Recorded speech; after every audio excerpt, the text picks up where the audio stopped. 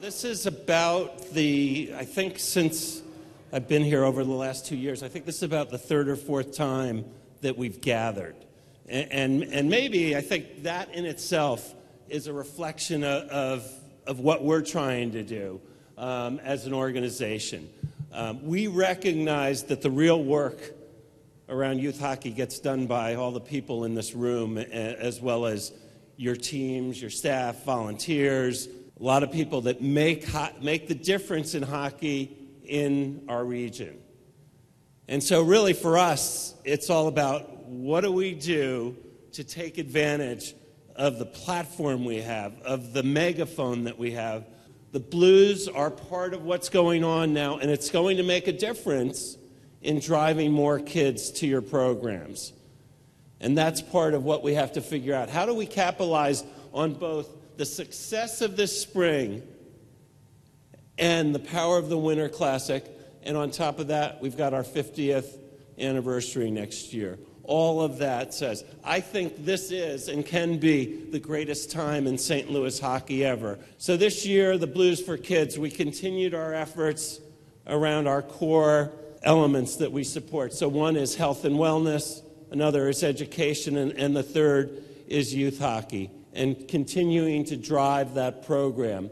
So we announced back in the fall our program that was going to work to address these things, to keep youth hockey vibrant in our market, recognizing that we had challenges around some of our rinks, some of them that need to be updated, some of them that we might be losing. And finally, recognizing that for this to be as successful as it can, that the Blues needed to step up and commit in a way that we had never done before.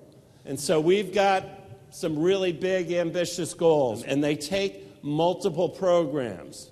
So the first one, growing the game by 70%, and that's in terms of participation by 2020, an ambitious goal. The Blues are committing $2 million over the next 5 years. Some of that comes in programming dollars. Some of that will go to rink development. And there are three key things: learn to play, ball hockey, and rink development. We recognize that we are about to move into a challenging period here as we lose the 3 sheets out at Hardee's. We looked at this as we started on this project really as an opportunity around how are we going to do the programs that we just talked about, feed the associations, and create more hockey players. My contention is, and even if you look north of the border as well, that you really have to create successful public-private models and partnerships to make these things work. We believe that this needs to be a public-private partnership, that St. Louis County Parks are critical partners, and we've had meaningful discussions there, that the entity and the governance that would run this would be a nonprofit. You see here our name for it, the St. Louis Legacy Ice Foundation. We have been working to create that entity, establishing a board of directors, and then from there we would also have clearly our key stakeholders would be part of that. This group, as we see it, and as it's been developed, has 2 key things to work on. So one is getting a great new regional ice center built, as well as making sure that we're working to also help get other facilities built and supported. And that's a key piece, that we recognize we will take a lead on one project and that we are a partner and that we will find ways to support and hopefully energize other projects and help move them forward. That is a critical piece that I want everybody to know.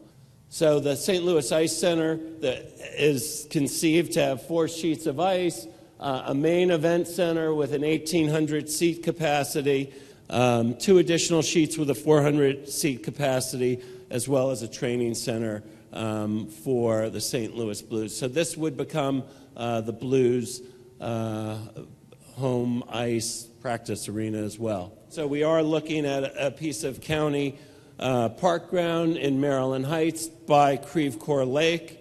And I think the important element here is to recognize that this would be part of a greater youth sport complex. So there is a major upgrade and additions in terms of turf fields and soccer complex that have already been approved and are moving forward. This would continue to build that area as a key component that creates great regional facilities for our community. These are some of the preliminary numbers we've done on economic studies. Obviously, we believe that there is an economic development piece to doing this, bringing jobs to the area, as well as the power of tournaments to also both create jobs and create economic activity, which helps us develop financing programs that make sense for this project. In the end, our ability to grow both the sport and other sports is partly driven by the strength of our facilities. You've heard me talking publicly about our need to advance this facility as well. Infrastructure matters in terms of our ability to attract the best events, the largest tournaments, to create activity that is going to be sustainable in these facilities for a long time. The Heartland of Hockey Holiday Classic. When we had USA Hockey here, we talked about creating a great annual hockey invitational tournament that would do a couple things. One, it would keep families home at Christmas more often, and it would take advantage of our location. And so a tournament that essentially everybody could drive to within 5 or 6 hours. We're targeting 250 teams for this year one. So I believe that the plan would be 2 3-day tournaments. You know, importantly, there's going to be an amazing focus within the hockey world on our marketplace next holiday season.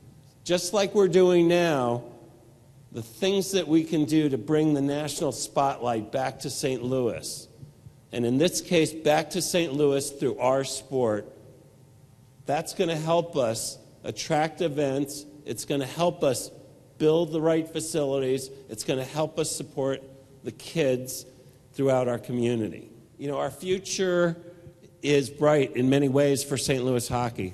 We've got challenges and some probably immediate challenges that a number of us are working against, and I can assure you that the Blues will be part of that solution, and there are already a lot of other people who are stepping forward to make a difference so that we continue to move hockey and ice sports forward in St. Louis. It will take a public partnership. It will take private donations. It also takes user groups making a commitment and saying, I want to be part of this.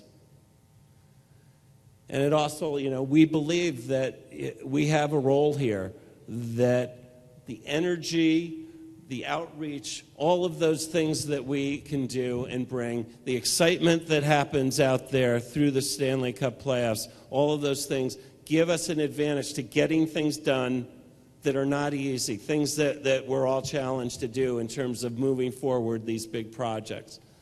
But you have our commitment, the commitment of our ownership group, and we believe that right now is and can be really a great, great time of energy and growth for hockey in our market. And again, largely thanks to the work that all of you are doing.